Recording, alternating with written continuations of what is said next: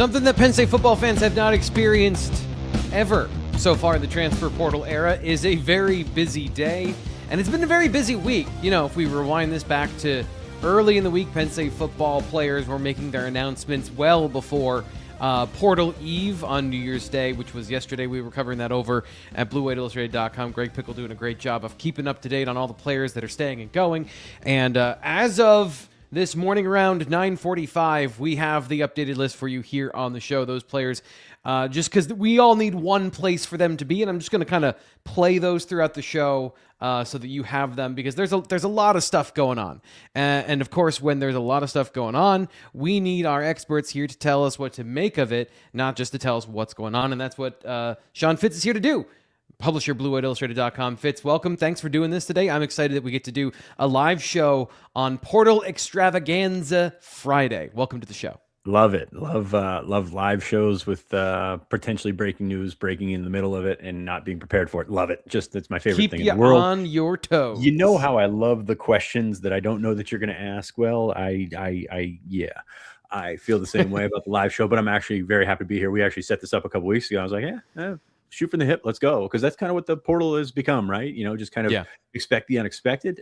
Didn't expect to see Coy Parrish go in from Minnesota last night. I mean, it's just one of those things where it's fun to watch, mostly when it happens to other people. When you're sitting there and you get the alert from Pete Nakos that a Penn State player has gone in that you don't have a pre-write for, well, that's kind of a different story. But happy to be here. I mean, it's the evolution of the game. It's the evolution of the industry, really, of how all this stuff has come together, how things have changed, and how this is all created by the NCAA, right? This is they had a chance to regulate it, they didn't. Now we're just gonna kind of gunslinging and doing whatever we want to do whenever we feel fit to do so.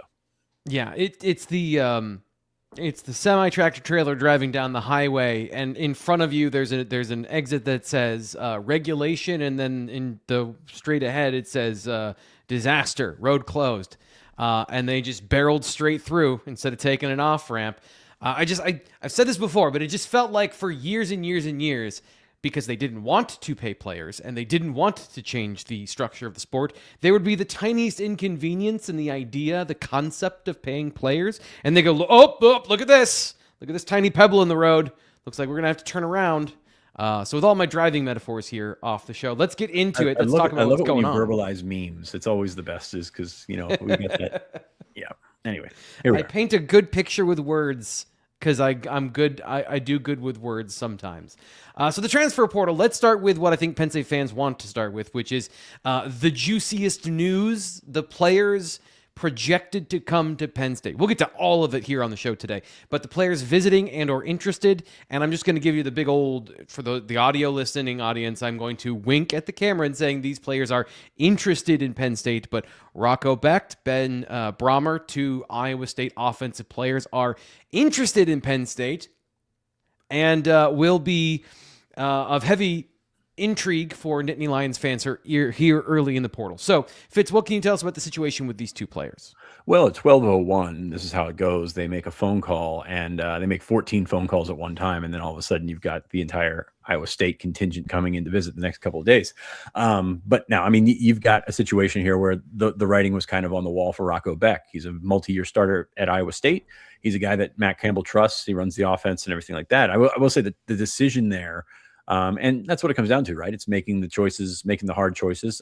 Ethan Grunkmeyer hit the portal yesterday, or announced he was hitting the portal yesterday, and Penn State liked him. They wanted him back. But sometimes it doesn't work out like that. And you've got situations where you can prioritize the current, the present, and you've got situations where you can prioritize what's going to look like 3 years from now. But in the college football game, you need to win now. And not that Ethan Grunkmeyer can't win now. I think he can. T. Frank, we're caveating the hell out of this one because we're both fans of Ethan Grunkmeyer and we think he can win here. But that's the choice that Matt Campbell's going to make. And again, if you're going to give this guy the leeway of evaluation guy wins more with less, maybe give him the benefit of the doubt of picking a quarterback, because he's pretty good at evaluating quarterbacks. So I will say with Becht, you've got a guy that's been around for a long time. Of course, he's coming off of a surgery to his non-throwing arm, so that's going to limit him at some point. I'd be very surprised if he does not end up at Penn State in the very near future. It's interesting the way you're. So I've said a lot of things, and I honestly had not made my decision or my opinion clear. Like I didn't have a final opinion on Rocco Becht versus Ethan Grunkmeyer. But we've said a lot of things here on the show. But there's no final answer, right? I mean, you right, can, but people, the fans either. Want it. Fans want you to have an answer. You can argue for either of those guys. I mean, right. Both of those guys are pretty good players. So go on. But the things that I've said here, the things that you've said have already confirmed somebody's opinion about what you think. This is the biggest thing I'm concerned about with Ethan Grunkmeyer for Penn State fans. He is the first quarterback that I feel truly has the opportunity to be what fans thought Will Levis was, which is a quarterback to leave the program and then become an NFL player. He's got the talent. I think he's got the mind for it. And we saw that he's got a little bit of that gamer in him as the season went on. Got a lot better. Now, as you wrote, as we've talked about, 7 games is a small sample size compared to 3 years of understanding of what a player is in your system, too. There's no translation with Rocco Becht.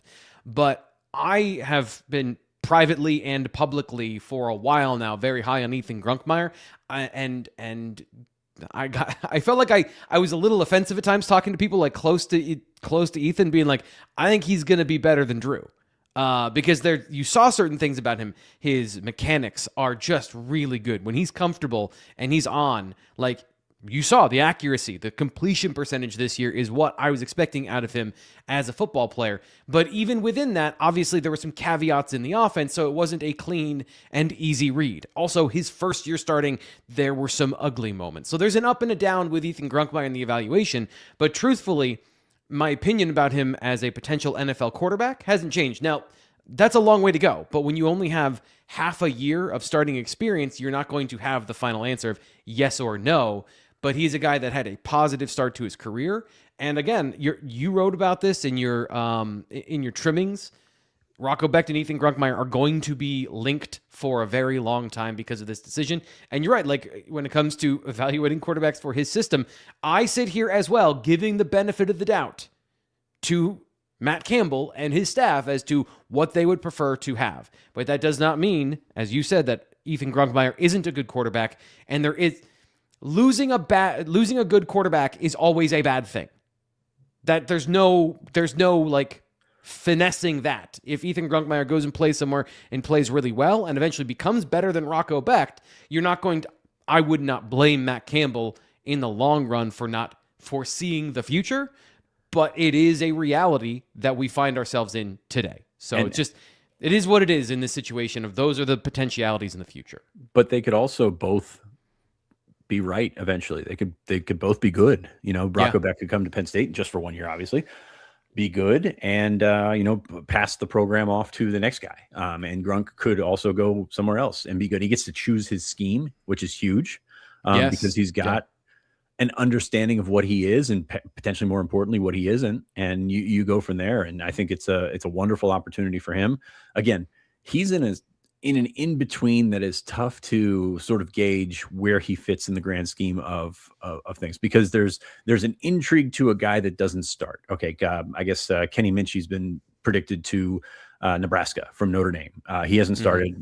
He was in a battle with CJ Carr, which reportedly was pretty close. CJ Carr's a pretty good player, and now all of a sudden he's going to Nebraska, which is at a certain hierarchy, in the college football game. I know that they haven't been what they typically are, but still a program that has a reputation of some sort. Grunkmeyer, you saw it last year with Bo. Bo didn't start a game and ended up at Missouri, which again is in that similar tier.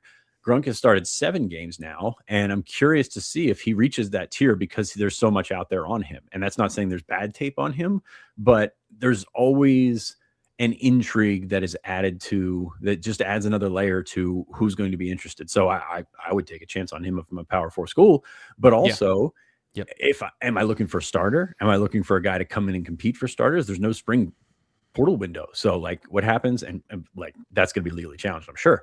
But there's no spring portal window where you can go out, lose a battle and then, come back to Penn State, go somewhere else and try and figure out where you stand. So I'm just fascinating of what the share is going to be for Ethan Grunkmeyer in the market, because I think he's a very good quarterback, but we see a lot of him as guys that follow Penn State. We've seen we see more of him than most. A lot of these schools are not going to see a lot of that stuff. So it's going to be fun to see how that comes along. So, but I mean, year one, month one, upsetting the apple cart, getting a new quarterback is pretty significant deal right there. Yeah, and also, as you mentioned, expected. I think this is also, again, we're trying to give a fair and balanced take here. You don't blame a guy for wanting to bring in his quarterback that knows his system and having that sort of stability and tent post of a leader in the program. And Matt Campbell's talked about the view from the quarterback perspective has to be the same with the head coach. It's not anything special. It's not anything new we've talked about. You have that with Rocco Beck. So all the decisions and also a good quarterback with some really good traits. Hey Frank, did you watch the Sugar Bowl last night? The Georgia game? I watched most of it. Then I fell asleep. Oh no! Well, I watched till about halftime. I did. Well, I missed the good part. Quarterback matters, and not in the sense of, and I saw a comment earlier about, what's it matter if he can run the offense? The offense is not very good at Iowa State. I think that it's more about the player than anything. It's about the guy that can turn around and make plays on the fly, can do some special things with, his improvisation skills and things like that. And this is part of the limited sample size. We haven't seen Gronk do that. We've seen him do a couple of nice things in terms of pocket presence. And then we've seen some other things where, maybe he's got some work to do in that area, but we haven't seen anything in it. And it's a incredibly impossible, stupid bar to set for him to be to try and do what Chambliss did last night for Ole Miss. But when you see a quarterback, and we talked about on the show earlier this week, when you see a quarterback that has all the tools, that can make all the throws, can spit out every cliche known to man for that, doesn't necessarily give you the ideal college quarterback. And if this is a guy that can make plays with legs, is this a guy that can use his improvisational skills for good, then this really helps them win football games in 2026. And to me, that's where that base starts with Matt Campbell to sort of get this thing. I don't want to say completely turned around, because they did a pretty good job at the end of the season, but turn this thing around and head back to where Penn State fans think it should be. David Greeter says, well, now there's almost 700 people in the chat, but so few likes. Hit the like button, subscribe here to the Blue White Illustrated YouTube channel. Always appreciate people helping me remind you as we watch this live here together. Of course, subscribe right now to BlueWhiteIllustrated.com. You get a 50% off deal right now for the transfer portal, and that is Blue White Illustrated plus On3 and Rivals. So really, you're getting a subscription to 3 different sites, all for half off. So take advantage of that right now through the transfer portal. We're making sure we get as many people in the boat as possible to know as much information as possible. Again, we're 13 minutes into roughly an hour-long show, so we're not going to be able to get to all the information plus any breaking news that happens afterwards. So BlueWhiteIllustrated.com is the place to go. And, of course, you can watch all the videos that we post here, the replays, recaps, things like that, as we steamroll towards 25,000 subscribers here to the channel. This also in the chat. Let me find it here because, of course, it reset. Somebody wants to know about the big tight end from Iowa State, Ben Brahmer. I have some thoughts on him as a player, but I wanted to get your thoughts on him before we get into maybe some of my scouting and eval of him from Iowa State. Well, as usual, it starts with the current roster and what's out there, what's in there, and what's out there. Andrew Rappleyea coming back, a big boost for Penn State, especially the way that he closed the year. Thought he was fantastic down the stretch.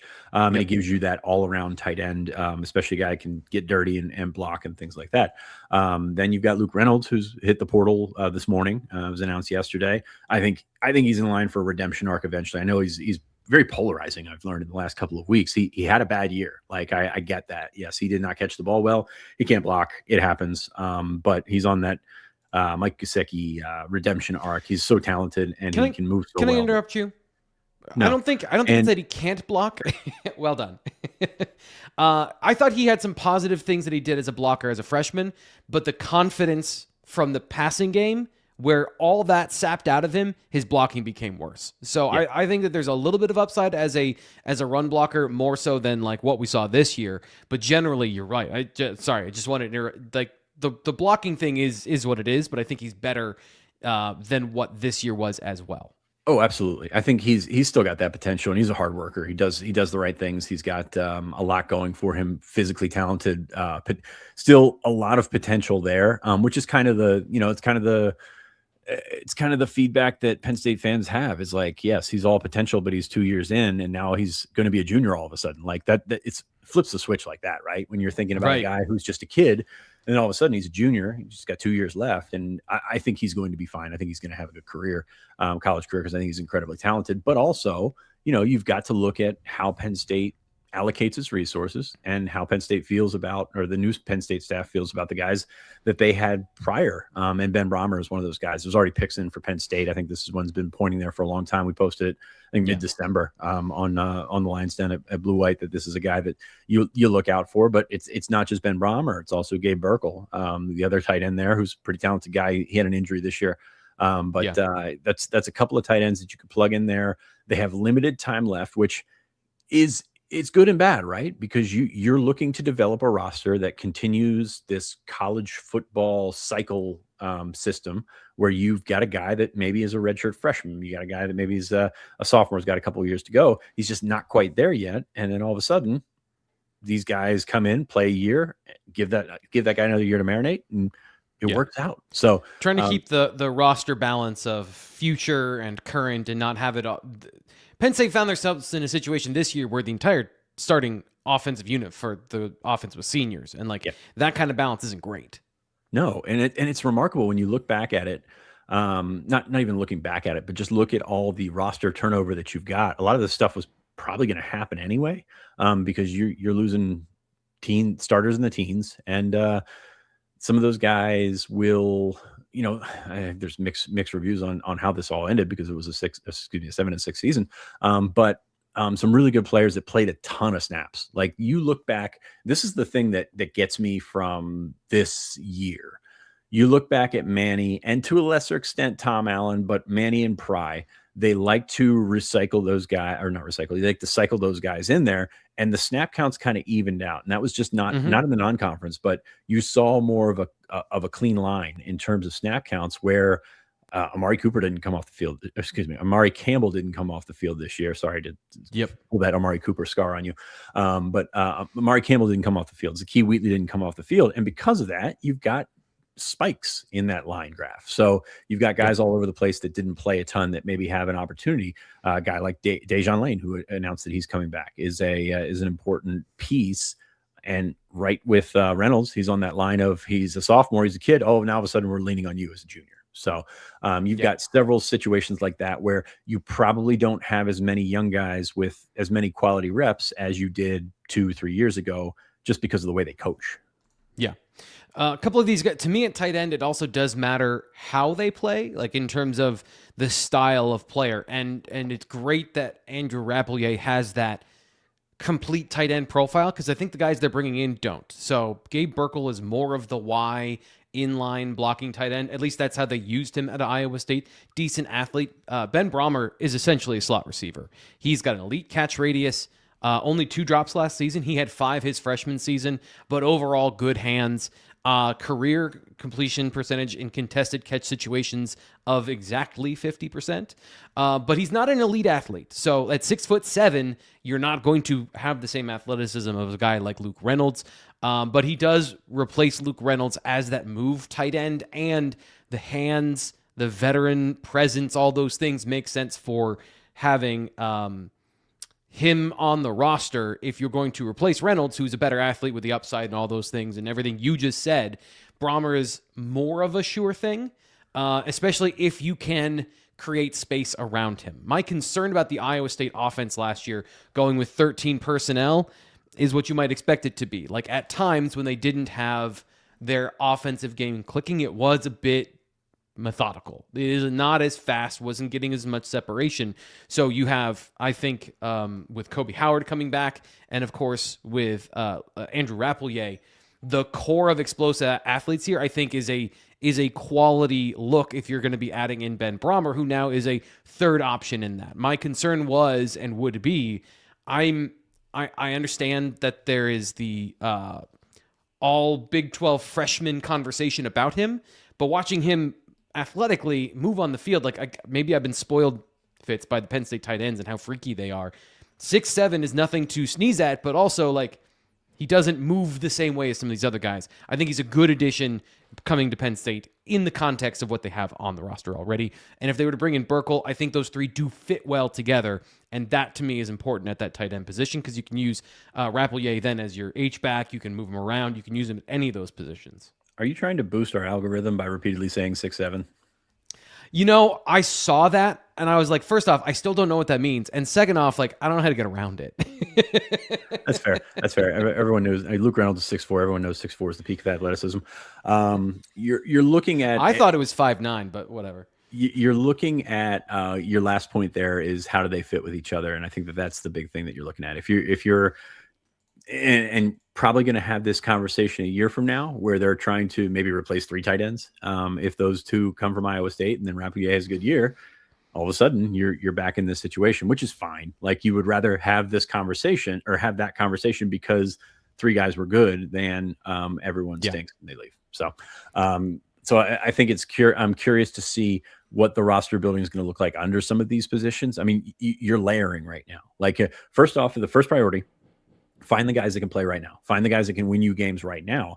But also, when you look at the transfer portal in Penn State, last I checked, there was 24 outgoings there. A lot of them, not playing. You're kind of backfilling those spots and layering the roster in a way that can help you grow, not just to win games in 2026, but also 27, 28, etc. So that's what I'm looking at with, especially with the Iowa State guys. And hey, there's going to be a lot of Iowa State talk right off the top. That's just logical. Makes sense, right? You've got familiarity with these guys. You've got evaluations of these guys stemming back to high school. They have a pretty good idea of how good these players are. And if they think they can play at Penn State, not saying they're going to be right about them playing it in the Big Ten, but they know what they've got and they feel comfortable with those guys. So you start there. You've had these relationships with the parents, with the high school coaches, with all the guys that can, eventually get them to Penn State on the first or second day of the transfer portal magically. It's crazy how that works again. But you've got all this familiarity. So you're going to start, I think, with the Iowa State base, and then you're going to build out. So there was a South Dakota running back that set up a visit for January 6th. There's a bunch of guys who make sense, and you're going to need a bunch of different positions to backfill. And that's kind of where you want to build your foundation. That's the wrong thing to say. Build your foundation with Iowa State players because people are going to take that the wrong way and say Iowa State stinks.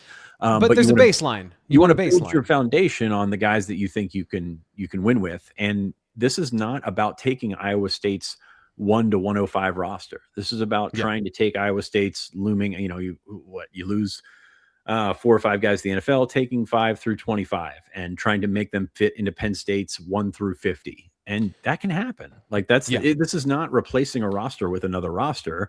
And there's going to be good players everywhere. You can find good players. You're talking about highly rated guys from Idaho and South Dakota and all. These guys can play. Where's Trinidad Chambliss from again?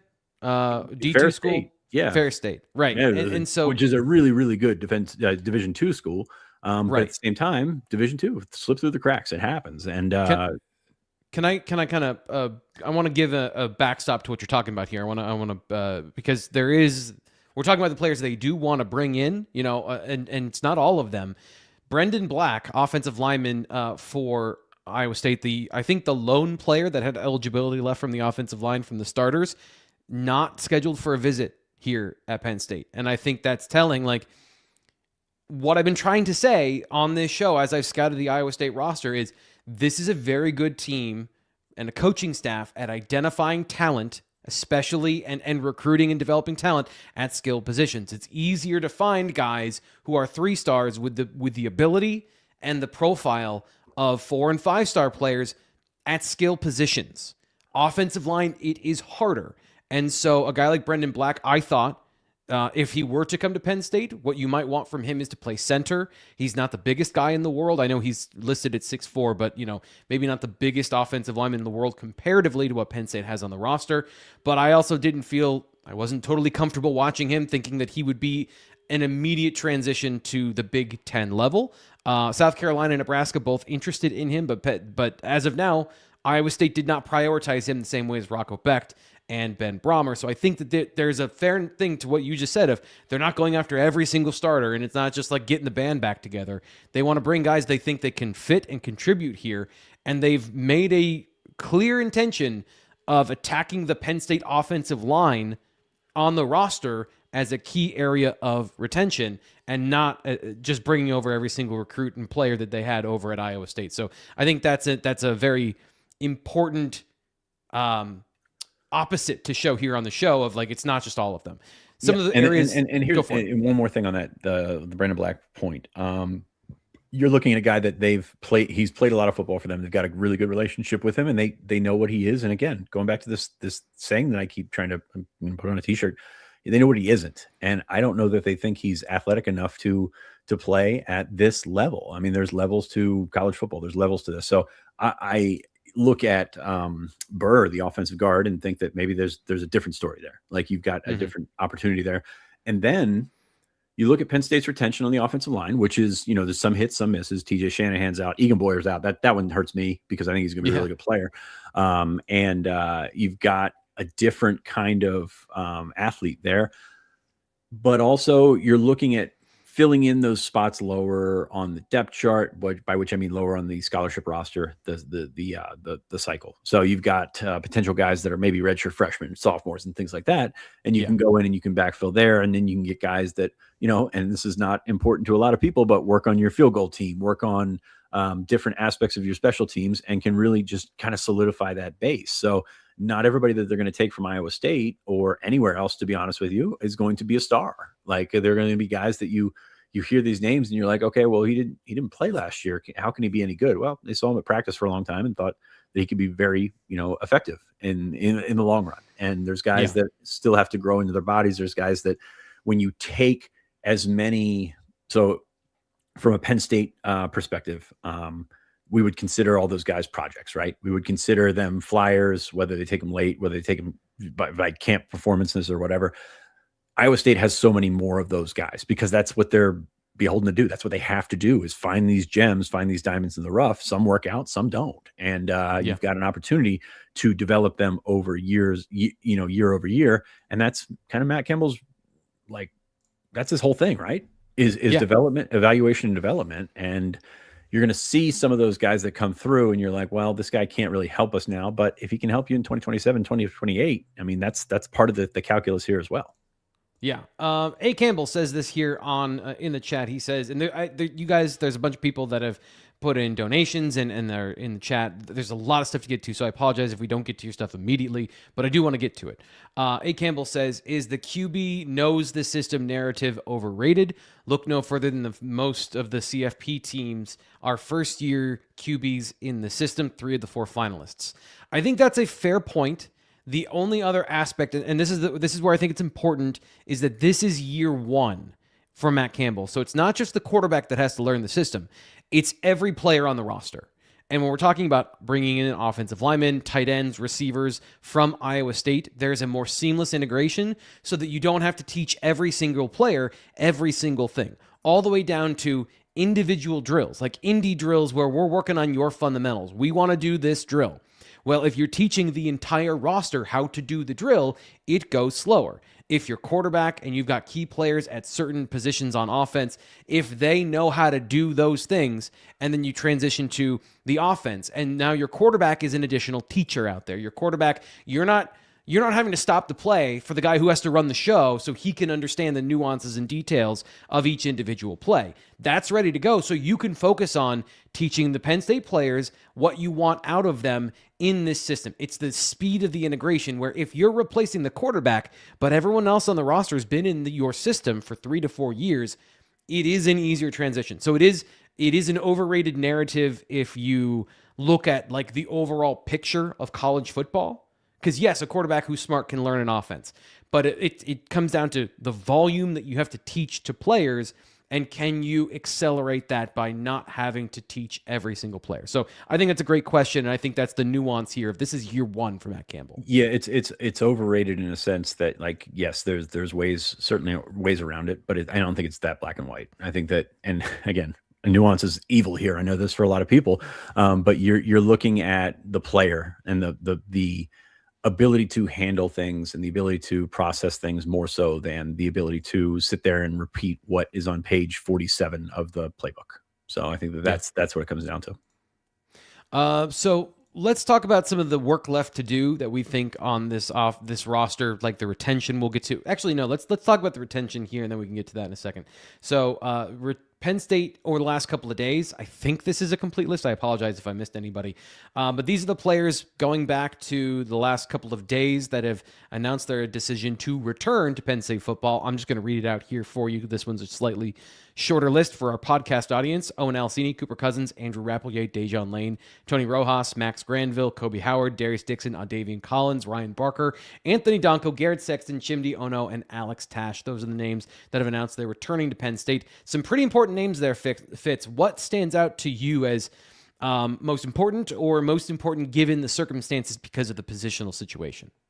Lou Groza heavy favorite. Ryan Barker coming back for Penn State is, it's that is where I'm going with this right away. Now, I mean, actually, it's funny because when I was writing that up in December, I think December, November, I don't know, the last couple of months all run together, but most important retention targets, Ryan Barker was my number 5. He's been fantastic.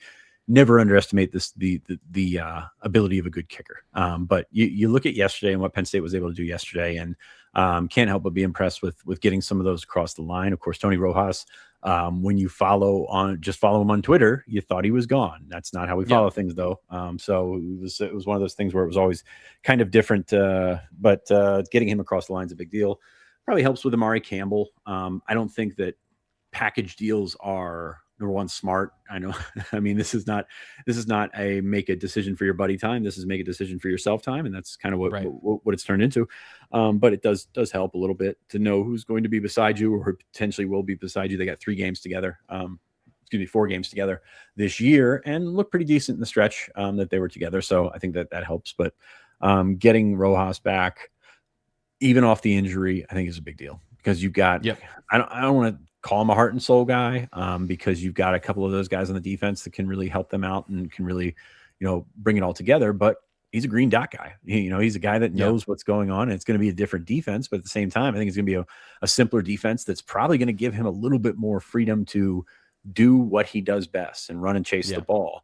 I'm so excited to see what linebacker and safety look like after watching linebacker and safety play on eggshells for 9-10 games this year. So I'm excited to see the ability in the transition for a guy like Tony Rojas, a guy like Dejon Lane, guys that are back there that can use those natural athletic gifts that they certainly have, but you probably didn't see it because they were playing a lot slower than they are capable of.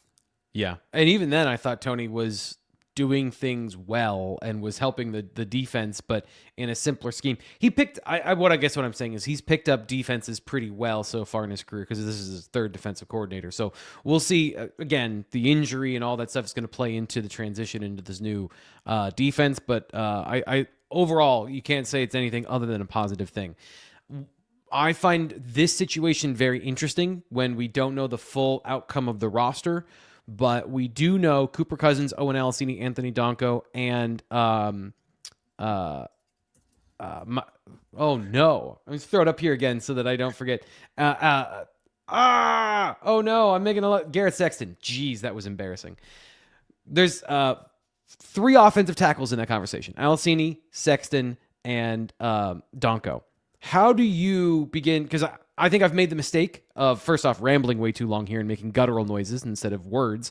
But secondly, I made the mistake of assuming Owen Alcini is the starting left tackle next year in my mind already. So I guess, how do you view these players that are coming back, given the talent that they have? And I think you can make a case that these are some of the most talented offensive linemen on the roster, but also not a lot of starting experience here for the Nittany Lions. So what do you make of the offensive line prognosis so far? You always want big bodies. There's no substitute for guys that have been in the weight room for a couple of years.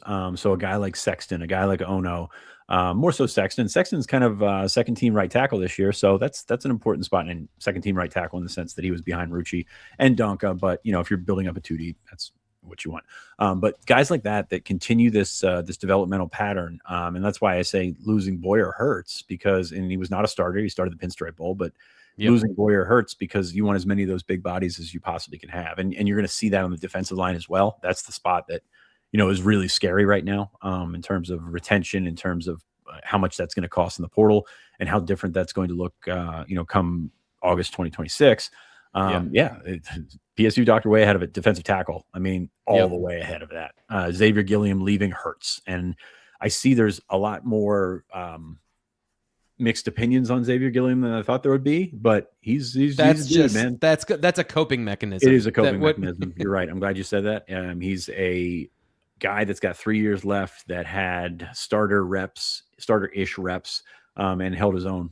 So he's going to command quite a bit in the open market, and I think he's going to be very surprised how much he commands in the open market, in a good way for him. So we're going to see what kind of shot Penn State has to get him back. I don't think that door is closed, but when you walk out that door, it's a lot harder to get you back in. So I would be surprised if he came back around, but I think he would also listen if given the chance here. So that one hurts. So yeah, up front, you just want as many capable bodies as possible. And that's why you've got 24 offensive linemen on the roster, or whatever it might be. And there's a lot of walk-ons on there that a bunch of those guys are going to move on, and it's going to be unfortunate. If a guy like Don Rowley moves on, you've got not a guy that you can promise playing time by any means, but a guy that you can plug in there. He showed in the Pinstripe Bowl, he can hold his own. So those guys like that are key in your salary structure where they're at. If they're at a good level, that makes sense. But yeah, it's better than it could have been. So I'm looking at Cooper Cousins. I'm looking at Anthony Donka, who's huge. You're going to have... Where do you think he plays next year? Do you think he's a tackle or a guard, given that a lot of the retention so far have been tackles? I'm a big Garrett Sexton. He was my guy in the class of 2024 as far as the guy that I thought had a ton of potential and could be a high-level starter here. With him and Alcini, both, I think, tackle-only guys, or pretty close to that. Maybe you could get a 6'7" tackle, 6'8" tackle to play guard, but Donko has that versatility. Best player plays tackle, or do you put him on the interior? What do you think of this situation? I think right tackle. I think that you're going to sort all that out when you get a full roster. But if you look at potentially the guys that they're looking at from the portal, two-sided here. The guys that they're looking at from Iowa State, even if they're tackles out there, probably more guard at a place like Penn State, just from an athletic base standpoint. I think that makes sense. And then usually what happens when you find a guy in the portal is you find a tackle that's 6'6" in the portal, and he gets here and he's 6'4". It's that happens. So unless you find a tackle body like Boyer, maybe like Sexton, that there's an obvious type guy, you're probably looking at that. But you can still look at a left tackle. I know we're very high on Alcini. He's still going to be a redshirt freshman who hasn't played in 2-3 games. So you still have to look at tackle. You still have to look at centers. You got to look at everybody. I mean, that's kind of the reality of the situation here. It's just a matter of how you fit your pieces in there. Like Cooper Cousins can be a guard. He can be a center. You've got opportunities for certain sell jobs there for guys in the portal. But at the same time, you feel probably best about Anthony Donka at right tackle. I think that's his best spot. Ian Strong says Jeff could be a receiver option, or Nick Marsh would be a great fit. Nick Marsh? I don't think Ian Strong said that about Jeff, but we'll just go with that. If Penn State doesn't get them, Eskeldinson, I don't know how to say his last name, the receiver from Iowa State, from Campbell, there's going to be a lot of receivers from Iowa State. One thing I will tell you, having scouted players that they're interested in, having scouted the players from their roster, they like tall receivers. So if you're a tall receiver, 6 foot, and there is no upper limit from what I've seen, 6'6", they'll 6'5", 6'4", doesn't matter. They like tall athletes that have linear speed. So any of those guys, if you think that's Ian Strong, and I think that's Ian Strong, he would be a good fit in this offense. So if you're out there scouting, it's not an end-all, be-all. Yes, they have smaller guys. It's more than just the positions on the outside, but it is something that I do think they really value based on the players they've recruited and the guys that have been successful in their system. Jaden Higgins. You know what else they have? You know what else they have? They have Kobe Howard coming back, which is a big one. 7 catches this year does not tell the entire story. That's a talented kid right there. He is a guy that I think people probably put too much stock into fundamentally changing the passing game, being inserted into the lineup there in the last half of the season. But you saw some really good things for him, and the things that you hear from practice, from other players, from coaches, from people that have been around the building is probably more encouraging than that. So I think he's probably Penn State's most talented guy in terms of receivers coming back, and I think that that's a really good win for Penn State. You look at this guy that, probably would have moved on had there not been a coaching change. So there's a few of those guys on the roster that are sticking around for that purpose. But I think that Kobe Howard has a chance to be a starter next year and be an impact guy next year. And I think that in a best case scenario type of world, he'll take the chip on his shoulder that he carried heavily this year and use it carry it over in 2026. And I'm excited to see it because he's a really talented guy. What is left to do? So let's get into this now. What's left to do for Penn State work as far as positions that you don't think have obvious starters? And all this is projection. Any coach who's coming in and said, like, this is absolutely our starter beyond the obvious ones of like the Rocco Beck where we started the show, wouldn't guarantee starting positions to anybody, but there's some pretty obvious fits. So where do you think there's work left to do in the portal, or, players that haven't made their announcements yet that you think work into this conversation? Yeah, the running back room's pretty fascinating to me. You look at what Penn State was going to have to do, regardless of a coaching change, anything like that, is move on from two runners that had been here taking the bulk of the carries, all the carries really for the last 4 years. So that's going to be a tough transition just right off the bat, right? You've got a bowl game audition that went really well for Quentin Martin, didn't go as well for Corey Smith, and now Cam Wallace is out the door. He will forever hold the record for most ankles broken on one play. Good for him. He's a great kid. It just didn't work out for him here. But you're gonna have to rebuild that room, and Carson Hansen might be a guy that helps you get there. But also, I think that might be a situation where you see 2 guys come in, 3 guys come in. Yeah. You've got an opportunity to show them a depth chart with nobody on top of it right now. And I think, Quint Martin comes back. That's great. But at the same time, he's in the same boat. You show them a depth chart where Nick Singleton and Katron Allen are gone. And those guys sucked up all the carries. And that's an opportunity for somebody. So I think that'll be a good spot to sell. Receiver is going to be interesting because they're going to have to, they've already lost a bunch of guys to the portal. Whether that changes it fundamentally for what 2026 looks like or not, I don't know. Probably not. But you have an opportunity to bring in a guy like Chase Soul. You've got a couple other guys that can be developmental pieces. And again, layer that roster, layer that depth chart, that room with guys that are 1 year left or guys that are 4 years left. So I think that's an opportunity there. O-line's always the same case. Just bringing as many capable bodies as possible. But defensive tackle, man, that's the one you don't want to label a make or break position, but you look at this one, it's pretty obvious.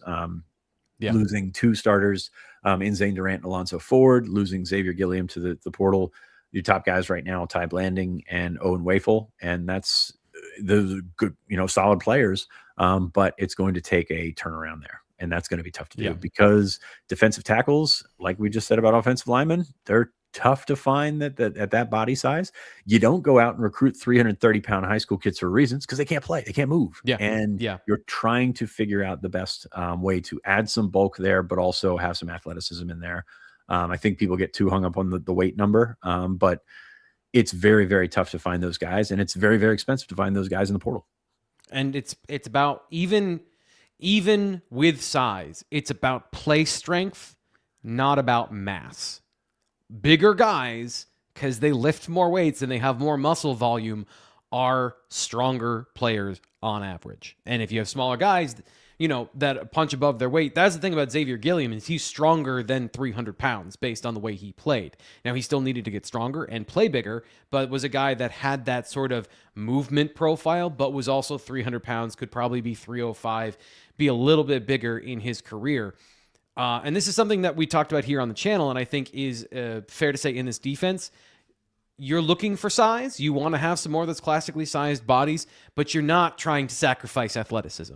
People want to, what you just said is absolutely true of, you don't want to recruit the 300-pound guy unless he's a freak, and then he's a 5-star athlete. And we have the conversation about the 5-star defensive tackle all the time. It's not even the 300-pound guy. It's the 325 guy that just was bigger than everybody when he was a high school freshman and sophomore, and then he just doesn't have the athleticism to back it up. I think people are just fine taking him because he's got big genes or literally big genes. And it's tough to sort of get that across, that that's not how these people are successful. Even the guys, and they're absolute aliens out there. Georgia usually gets them. Alabama usually gets them. USC usually gets them. They're poly. Yeah. I mean, you've got different streams of revenue for those defensive linemen, if that makes sense. But not a lot of them in the Northeast. There was one couple years, Sadir Mitchell went to Texas. He was not as good as his offer list said he was going to be. Now he's been to Texas and LSU, and I don't know where he's at right now. So like, you've got this feeling that you need to bring in game ready defensive tackles. And that's just not really a spot that happens. Even when PJ Mustipher came in and played as a true freshman, he was still 285 pounds. I mean, 290 pounds. So, and he became a 320 pounder. It's about finding that little X factor that you've got with those certain guys. Lambda says fatties are harder to move, though. It's not true. always. Yeah. Not always, though. It's like true. you get a big bodied tubby guy with no ass, and like you can move that guy around. He's top heavy. Like I've said, like watching film from the coach's angle, there's a lot of fat guys out there that don't move well, that they run on their tippy toes, and they're easy to move. But you're not going for that either. That's the point. Is you don't want just guys that are big. You want guys that have strength. And if you're going to sacrifice athleticism, you want that power and you want that space-eating ability that they take on double teams and they free up other athletes to make the play. Penn State was just never willing to give up the athleticism at any position in favor of size. And that might change with this particular coaching staff and this particular scheme with Dan Lin that wants more versatility up front. Yeah, I agree.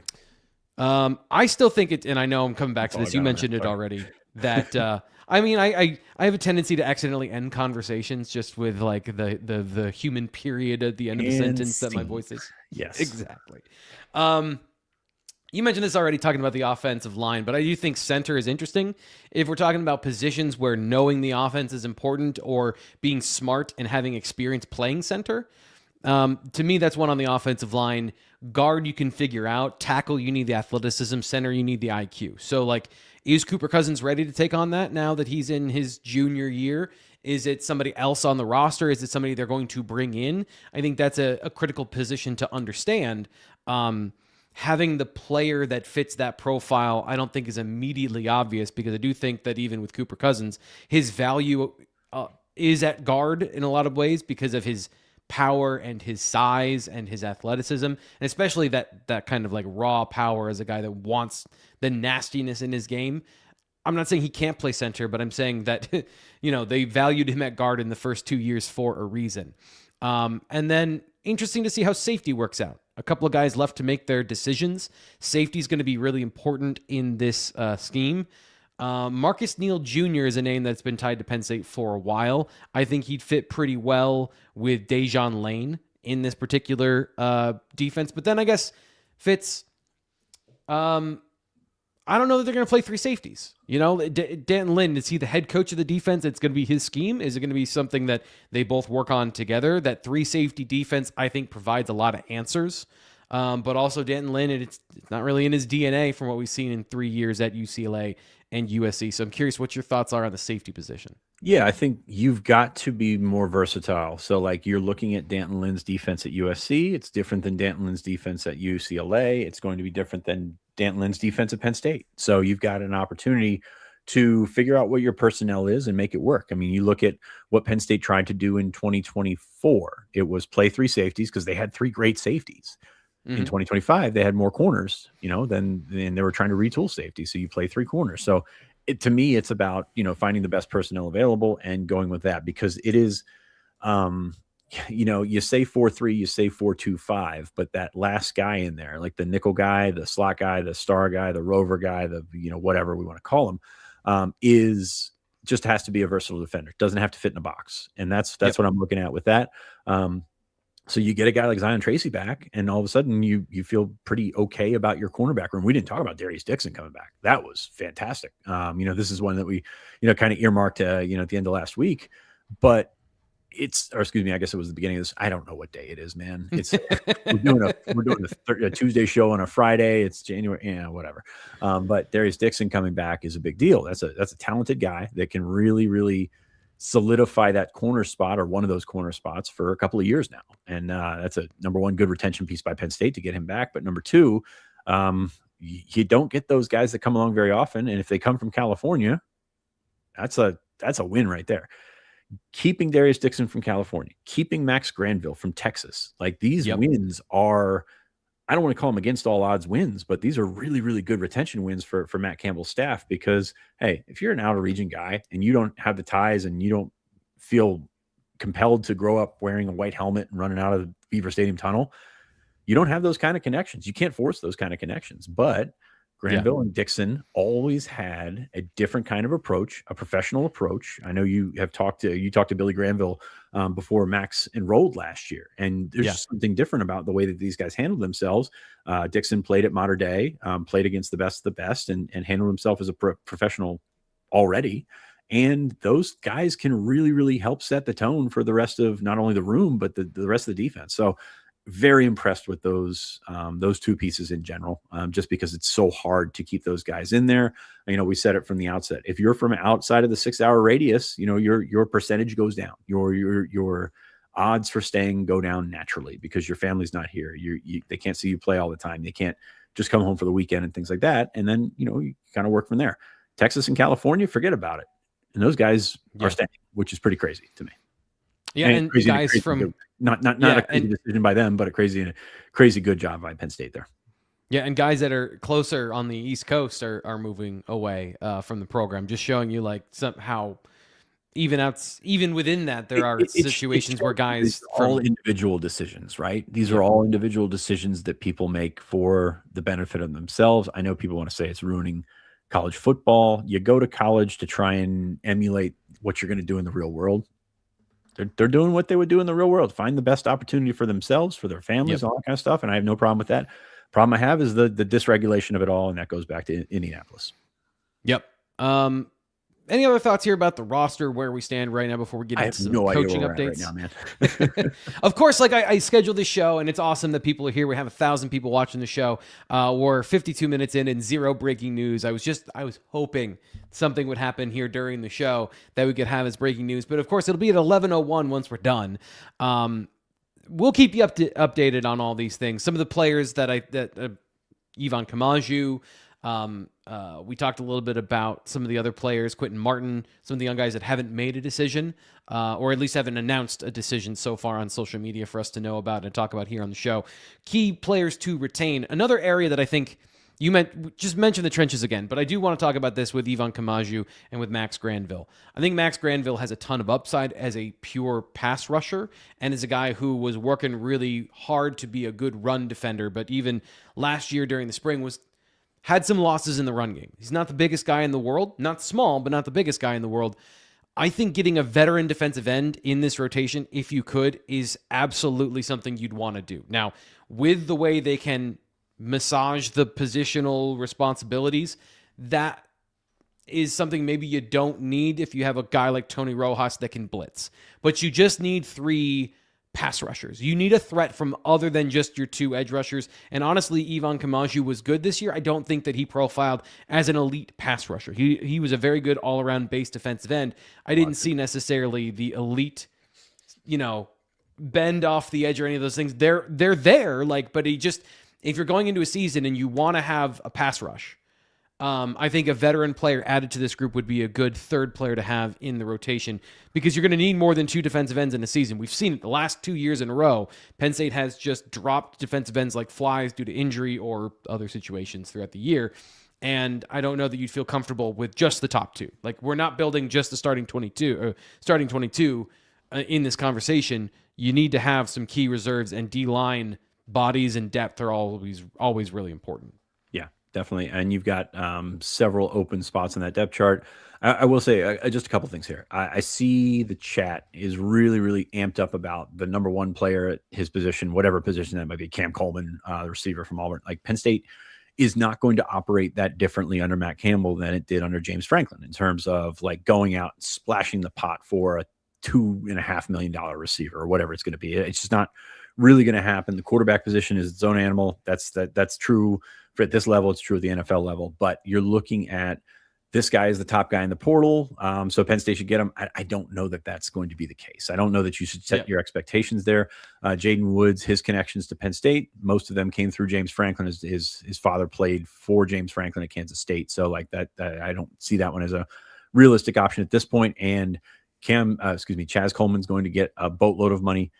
Jaden Woods is also going to get a boatload of money because he's the same kind of freakish athlete that can really get things done. I actually had slightly better production, but I still wrestle with which one is the eventually higher upside, probably Coleman, but that's neither here nor there. So just set your expectations in check. And it's not a cheap thing. It's about, understanding the ecosystem of this program, understanding what Matt Campbell is, what Penn State is, and how these things all work. Because you throw $2 million at somebody and they suck, it's not great of investment. Or they can be really good and you just allocated your money in a poor way. You brought back 2 7-figure running backs this year, which are good players. That's going to have an impact on the rest of your depth chart, on the rest of your roster from top to bottom. So and it's not always about the player. It's about the allocation and making things work. And I think right now you're seeing from a Penn State side of things, sort of a salary restructuring. You come in, this new guy comes in and, brings in Bob to do all the rundown of the roster and everything like that. It just doesn't work. The current numbers just don't work for the new staff. And I think you're going to see some movement because of that. And I think you're going to see some benefits from that in the long run. I don't think you're going to see it right away, but you're going to see some benefits from that in the long run. You'll lose some guys that you didn't think you'd lose because of it. King Mack went in the portal today. I think that was a surprising move to me based on his conversations with everyone over the last couple of months and his experience of the grass not being greener by going to Alabama. So there's that going for Penn State right now. I think it's a very much a time in transition. It's not quite the time to find the one piece that can get you a national championship, which I think you're going to try and will that to Cam Coleman, Nick Marsh, whatever it may be. I just also don't want – I hate this conversation of the no nuance. I got to have the hottest take. And also, I'm going to be the arbiter of good decisions with money. There is this conversation about Texas Tech. And like they just – the ROI on their investment was nothing, right? Because they didn't win a national championship and they spent $28 million. I get that it's not the NFL and not everybody's working with the same amount of money, but this is just an idiotic take. And I understand it's designed for reaction. But the idea that you can win your conference and you can get to the college football playoff, and I get, sure, you didn't win the game, but having the most wins in a season in how long? That is if you only view let's talk about money. Like if you only view a 400% return on your money as a actual value in ROI, then you're going to go bankrupt chasing every single thing that is a pipe dream. Like Texas Tech is in a better spot because they spent the money wisely in the defensive line portal, going out and getting those players to make them a very good team. Football still has to happen. Matchups still matter. And I don't want to hear, Luke Wafel's going zero ROI when he doesn't play his first year or whatever it is if he doesn't get 15 sacks in a year. Like, this is stupid. We went from paying them nothing to now paying them whatever they're being paid, and now we have this idea that every single player getting money has to be the greatest player that's ever existed, and that is an idiotic place to live. So that's my final thought before we get to the coaches here. Anthony Poindexter going to Tennessee, and Penn State now has a defensive line coach. So I want to get your thoughts on the situation with Penn State as they round out their defensive staff. We had a question about this earlier in the chat. Oh boy, he hit the wrong button. I will address something, and I can't bring up any of the graphics on the screen or anything like that, so I assume I'm still live. But the hand wringing over not announcing Danton Lynn, don't worry about it. It's not for you. Like I said, this is not a delay. This is not him holding out. He's been in State College for a few days now. He's working for Penn State. He's going to be announced at some point. But the way that this works, especially at Penn State, is you've got bureaucracy, right? You've got background checks. You've got different sort of HR things that they need to go through. Yesterday was a holiday. Like that's why the portal opened on the 2nd, because it couldn't open on the 1st because the people that process these paperwork, they're off on the 1st. And so I think we would hear something official on Lynn today, but it's to the point where it doesn't matter. Like, he's here, he's going to be the defensive coordinator.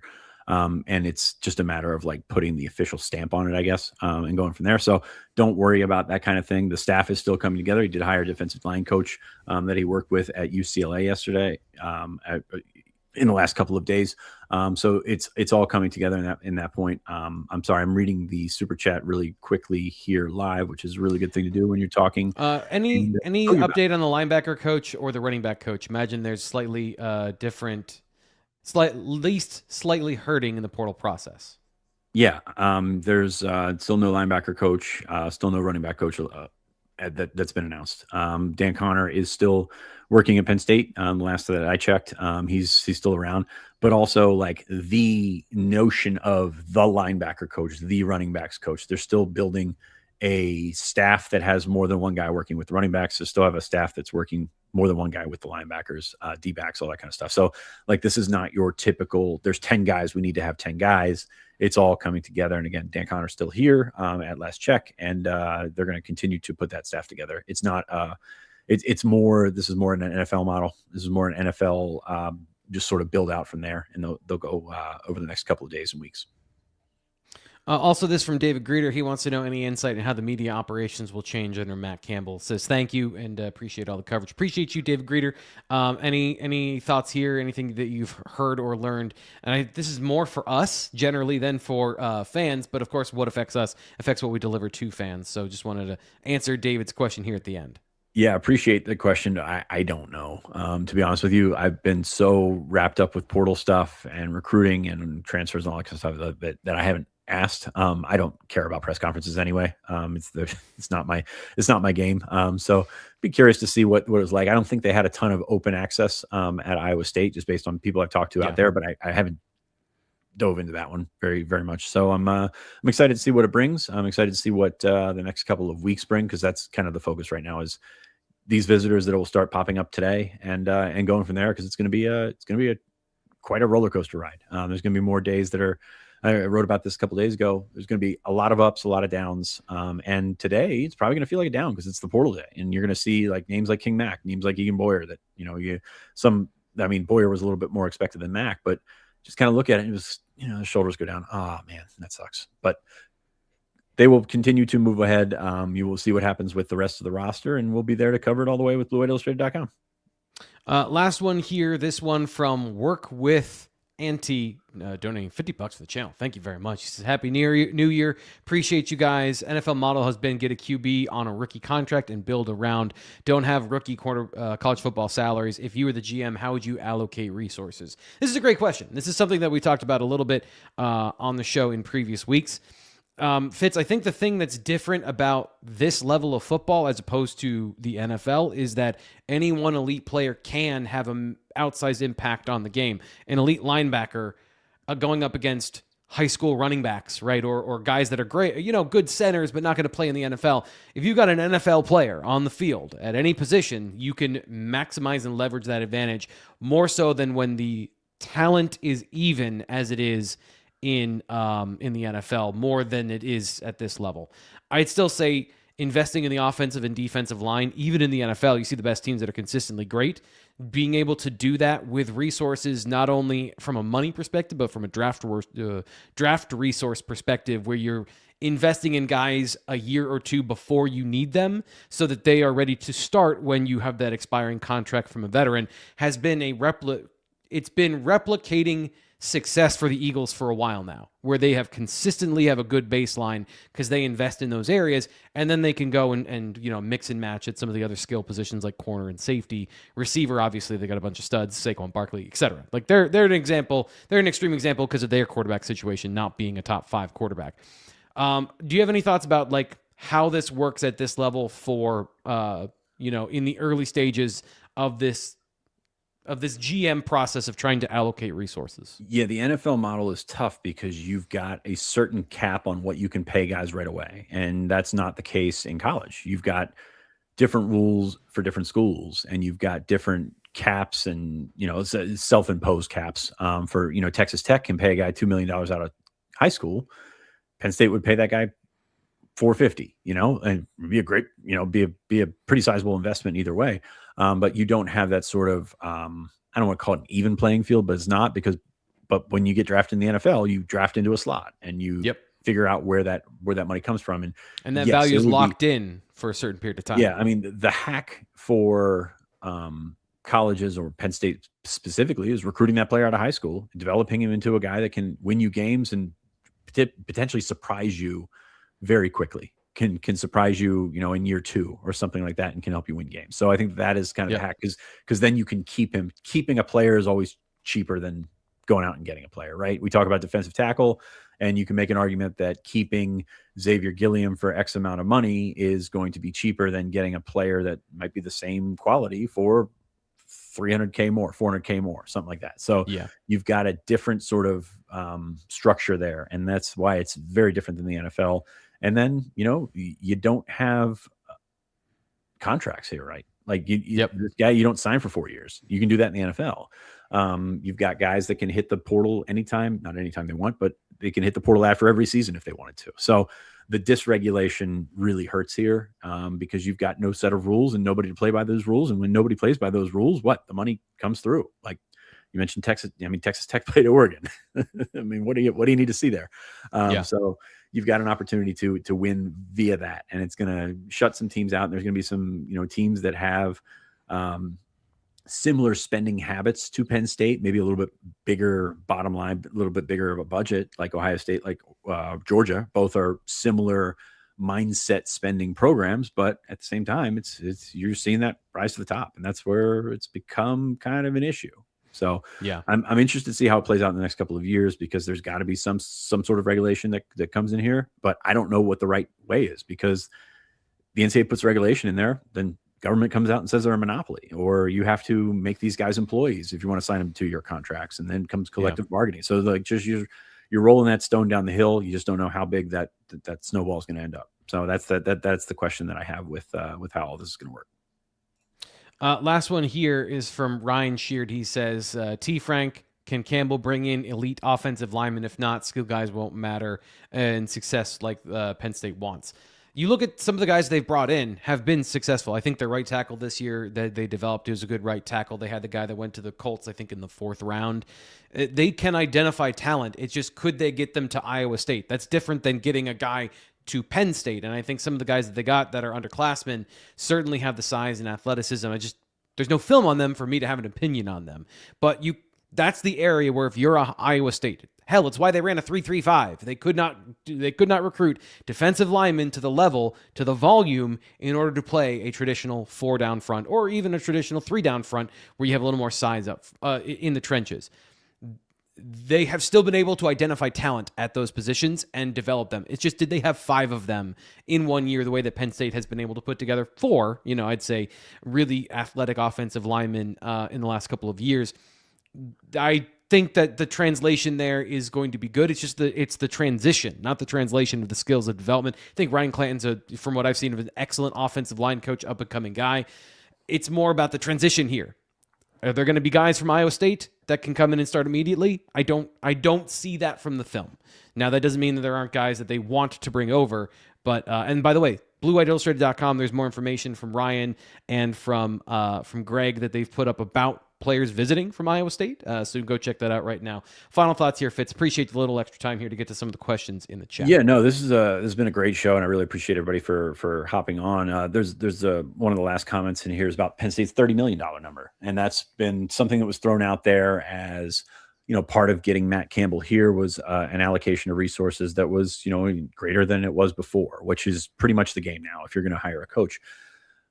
It's akin to sending my kid to the snack bar with $10 and seeing what he comes back with. Is like, do you load up on junk food? Do you load up on candy and all that kind of crap that is going to make you happy right now but maybe not sustain you? Or do you get a burger, you get something that can actually fill you up? And that's kind of what you're looking at here. Is just because you quote unquote have $30 million that you can't, it's not just to go out and throw your roll of ones at everybody. This is not a situation where you just want to go out and just splash it around.